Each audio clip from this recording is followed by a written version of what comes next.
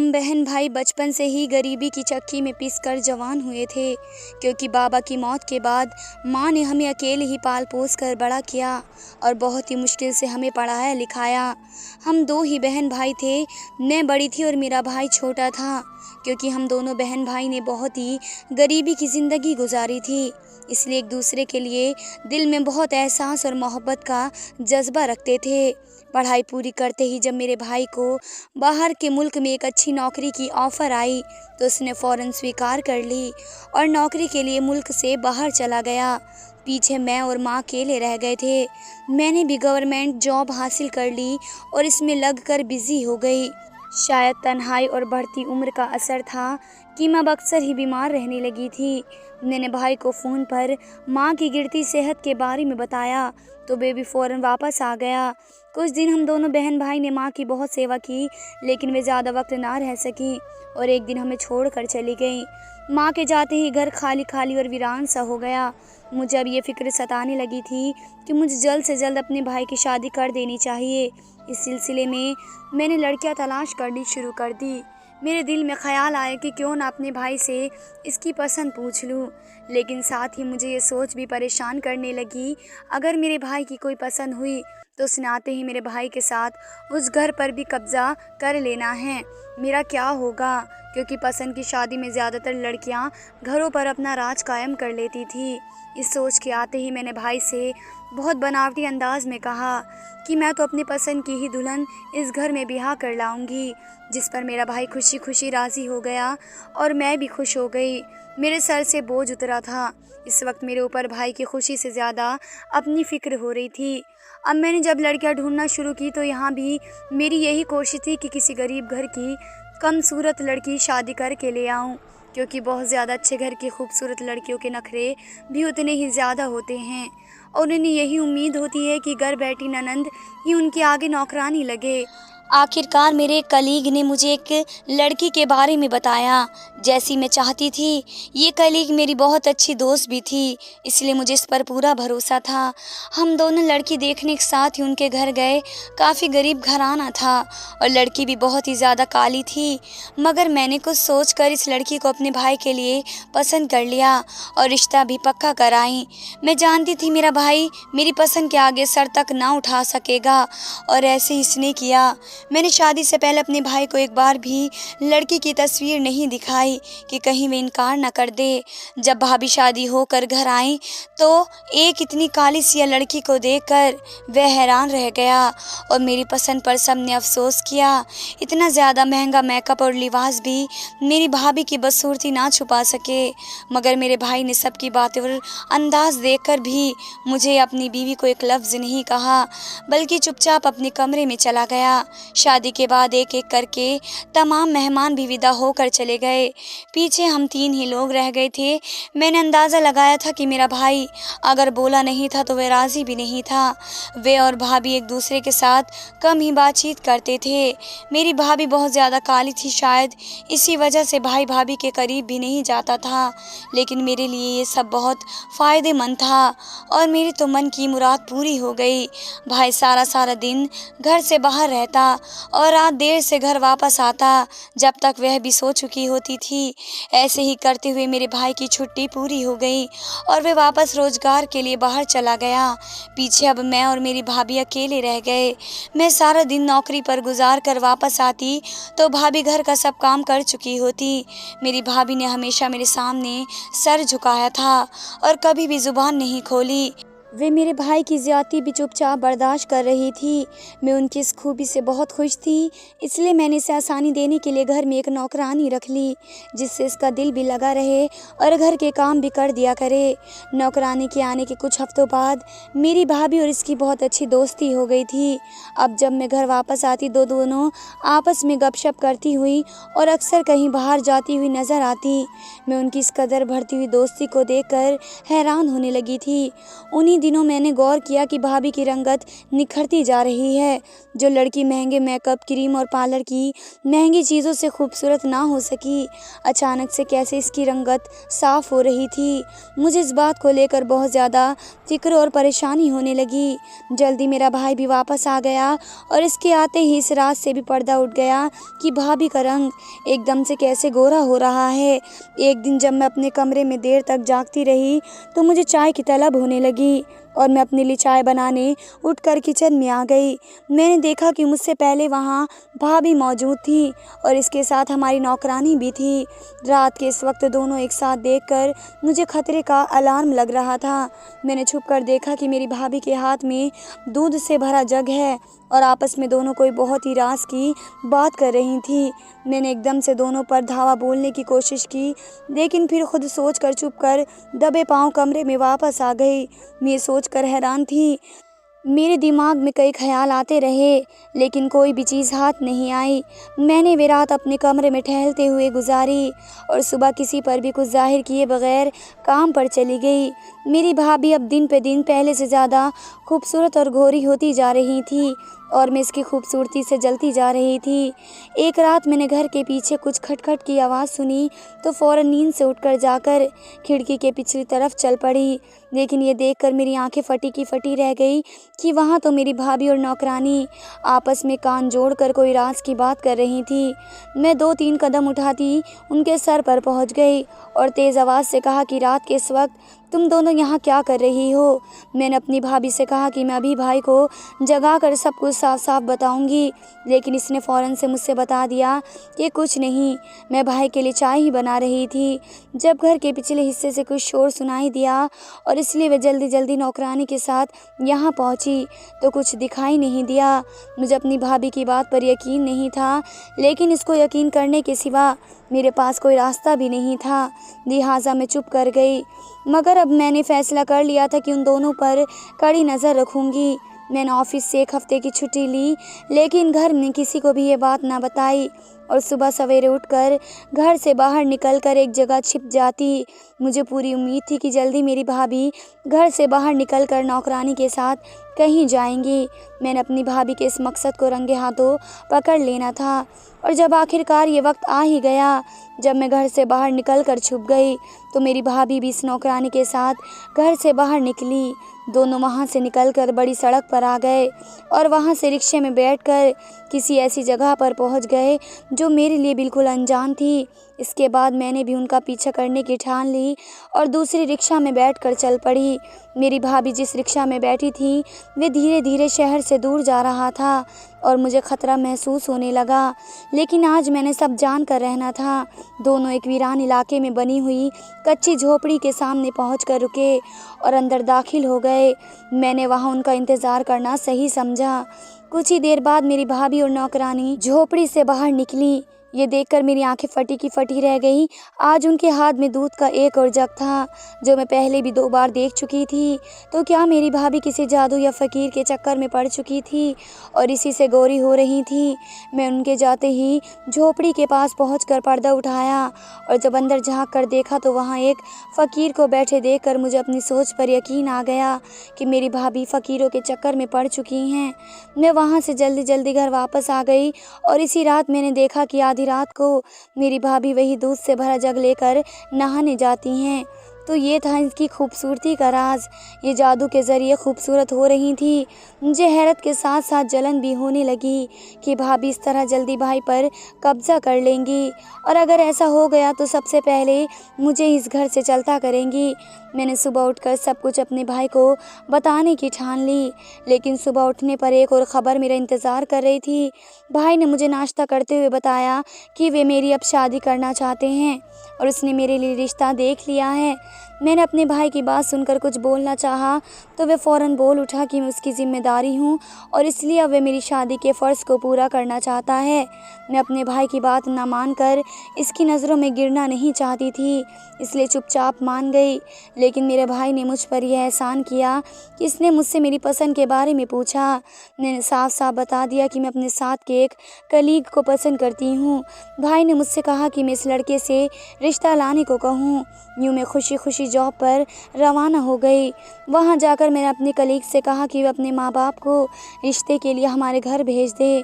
चंद दिन बाद जब इसके माँ बाप हमारे घर आने लगे तो मैंने फैसला किया भाभी का दूध वाला जग मैं उठा लूँगी और भाभी से छिपकर उसी से नहा लूँगी तो मैं भी खूबसूरत हो जाऊँगी।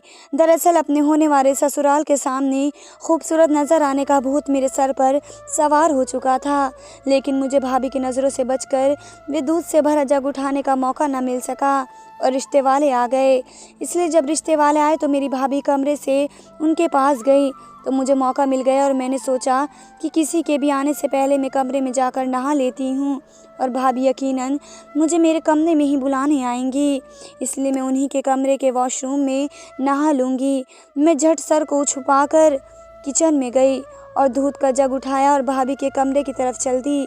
मैं जब कमरे में मिले हुए वॉशरूम में गई, अभी मैं दूध से नहाने ही वाली थी। ये देखकर मेरी रूह कांप गई कि वहाँ तो वही फ़कीर मौजूद था। फ़कीर वॉशरूम के बीचों बीच खड़ा मुझे घूर रहा था। मैं चीख के साथ बाहर की तरफ भागती हुई आई। मेरी चीख पूरे घर में गूंज उठी।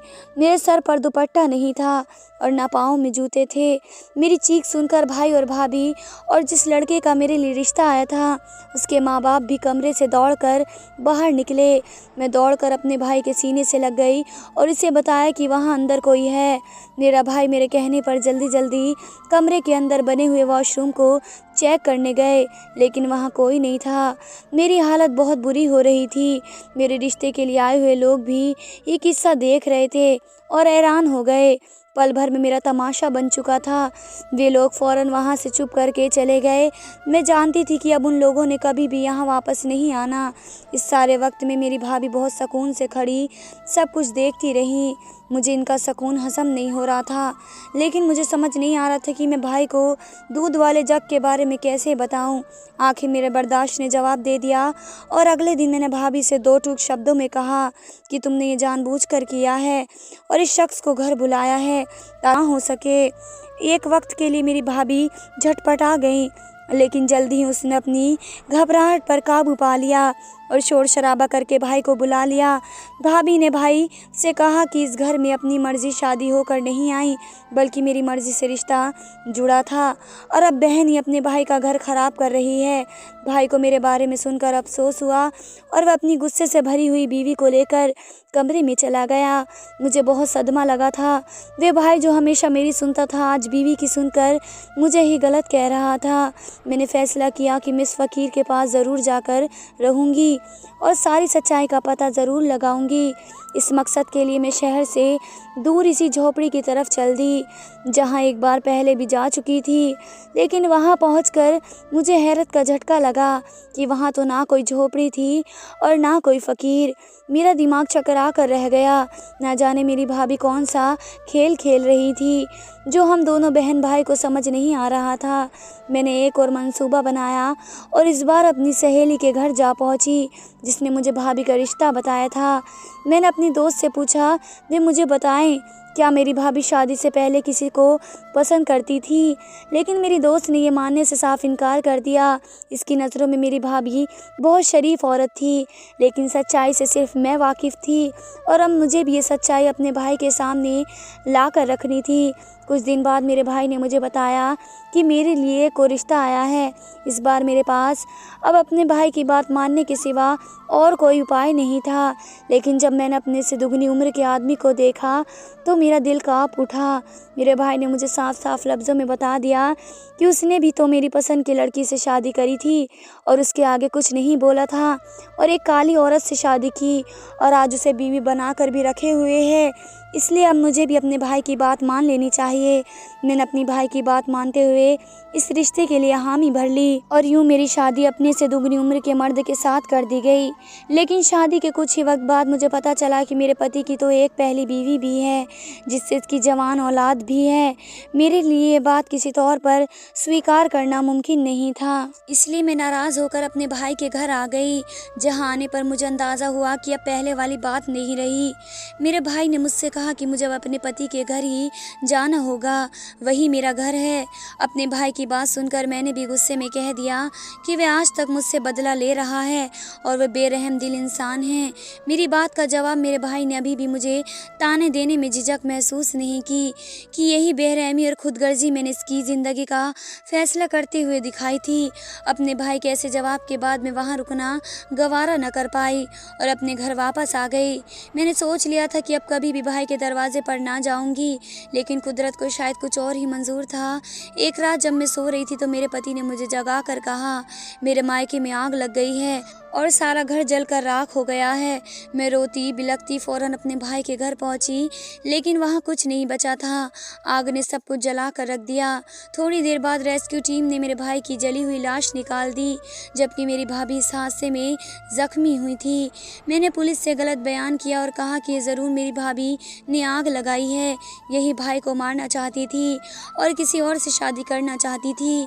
जबकि वहाँ खड़े सब लोगों ने कहा कि अगर वह ऐसा करती तो खुद कभी भी जख्मी ना होती, मगर मैं अपने बयान से पीछे हटने को तैयार न थी। कुछ दिन बाद मेरी भाभी की तबीयत संभली तो पुलिस ने इसका बयान रिकॉर्ड किया, जिसमें इसने बताया कि बिजली के तार में कुछ खराबी होने की वजह से घर में आग लगी थी और मेरा भाई भाभी को बचाते बचाते खुद ही जलकर राख हो गया। मैं एक बार भी अपनी विधवा भाभी का हाल पूछने ना गई और अपने मरे हुए भाई का ही अफसोस मनाती रही। इस बात को बहुत साल गुजर गए और मेरी भाभी ने कभी पलट कर मुझसे मिलने की कोशिश ना की और ना ही मैं कभी उनसे मिलना चाहती थी। मुझे हमेशा यही लगा कि मेरी खुशियाँ मेरी भाभी ने खाई हैं। मैं अपने पति के होते हुए भी ज़्यादा तनहा ज़िंदगी गुजार रही थी। एक दिन मैं तन्हाई से तंग आकर कुछ देर हवा खाने घर से बाहर निकली तो मेरा सर दर्द कर रहा था। मैंने सोचा कि कॉफ़ी पी लूँ और सर्दी में काफ़ी अच्छी भी लगती है। मेरे कदम कैफ़े की तरफ बढ़ गए। मैं अपना ऑर्डर देकर पलटी ही थी कि मुझे अपनी पहले वाली दोस्त नज़र आ गई, जिसके साथ मैं अपने भाई के लिए रिश्ता पक्का करने गई थी। इतने वक्त बाद अपनी दोस्त को अपने सामने देखकर मेरा भी दिल खुश हो गया कि इससे बातचीत करके वक्त अच्छा गुजर जाएगा। मैं फ़ौरन उसे पहले इसकी तरफ बढ़कर उसे आवाज़ दी। मेरी दोस्त मुझे देखकर कुछ हैरान और परेशान सी नज़र आने लगी। इसकी ये परेशानी मैंने भी भाप ली थी, लेकिन नज़रअंदाज करके टीटो की तरह इसके साथ ही बैठ गई। मैंने नोट किया कि वह बातें मुझसे कर रही थी, लेकिन उसका ध्यान कहीं और था।